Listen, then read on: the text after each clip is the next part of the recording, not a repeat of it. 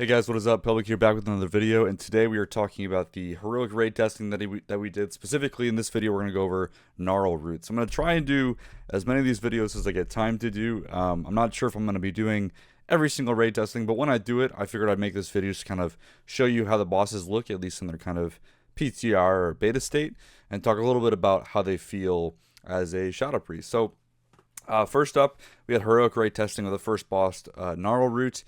Very similar in kind of a fight type to like something like Aranog from the previous tiers. Just a kind of standard intro boss. It does have quite a lot of adds, at least in the kind of alternating phases. So when you step into the fight, phase one, there's basically like adds that are dormant across the room, and you get a mechanic that lets you effectively spawn them up. And any ones that you don't cover and spawn, he will then spawn for you later on. So yeah, in the first bit, it's kind of like a more hectic ad cleave fight. Although the ads really don't have that much health, they're kind of just a little bit pad for the most part. And they can be somewhat of a pain to group up depending on how chaotic your group is with kind of attacking them. When I was testing my group, we kind of just YOLO'd the circles to spawn the ads, as you can see from the footage behind me. So basically what usually ended up happening is we'd have two sets of ads in every kind of larger set. So the first set would usually be larger because we were kind of YOLOing out, kind of getting pretty good coverage with our circles. And then the second set, which would spawn like 10 or 15 seconds later, would be significantly smaller. So what I did, I used the single target Shadow Crash build here. And I saved Shadow Crash for the first set of that wave of ads. And then the second set usually only had like a couple ads in it. So I pretty much just like dotted like 2 or 3 of them and then kind of ignored the rest and kept tunneling on the boss. And then saved my Shadow Crash for like the first big set of ads that happens after people get the circles to spawn them. So that's kind of how I attacked phase 1. Seemed to work pretty well. I mean, your twist to fade uptime on this boss is pretty great, especially in these phases. And then after some period of time, he goes into the intermission phase. And during this, the boss was immune, so there's no point in kind of tunneling him down. It's pretty much just like, let's phase him out of this as soon as possible.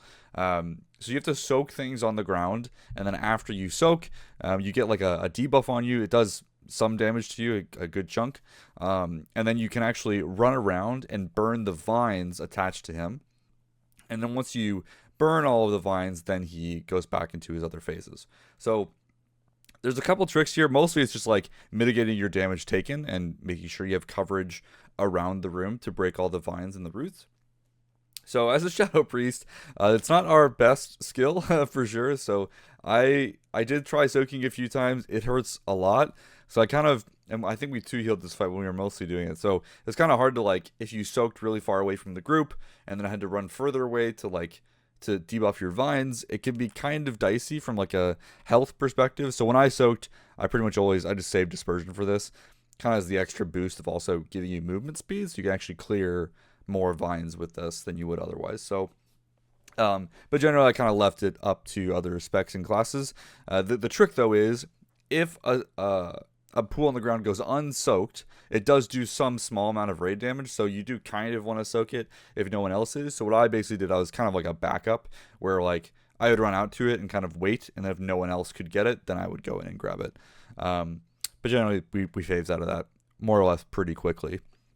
And then the rest of the fight is you kind of repeating a little bit, but as soon as you break all the vines, he goes into an increased damage taken phase. So this is where we chose to lust and burn. We actually tried both, like lusting on pull and lusting at the burn phase. It felt somewhat similar. The boss, I think, health was kind of low in general, but I think we liked lusting on the burn phase better. And as a Shadow Priest, that's freaking great because he gets into Twist of Fate and Execute range faster. And with our new tier set, we'll see if they make any changes to it. We do gain a significant damage hike getting below 20% health because we just get more Shadow or Death hits and therefore more Mindbender extensions. So you have like permanent Mindbender, if not 2 Mindbenders up at once.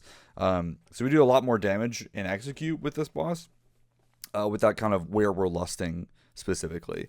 And yeah, I looked pretty good on the meter, I think, on our kill pull when we like finally decided to kill it. I think the augmentation of Ochre was buffing the crap out of me, and there were some bugs with that. But yeah, I mean, it seems pretty good. Fight's pretty simple overall, but I think it's fun. So I enjoyed it. So that is the first boss in Heroic, Gnarlroot. If you have any questions, feel free to leave comments below. I'll answer whatever I can. And I put the build that I use for this boss in the description below. You can check that out. Like I said, it's a single target Shadow Crash build. So, all right, thanks for watching. We'll see you in the next one.